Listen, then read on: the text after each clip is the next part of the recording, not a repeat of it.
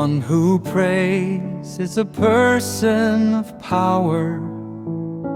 One who prays is a person of happiness.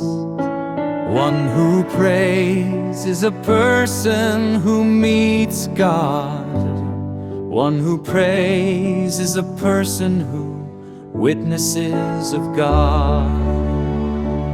One who prays is a person walking with God. One who prays is a person like Christ.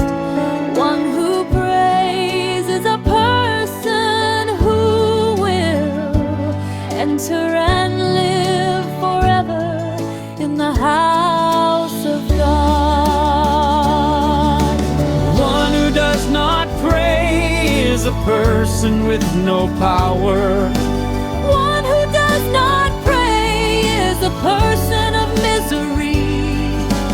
One who does not pray is a person who cannot glorify God.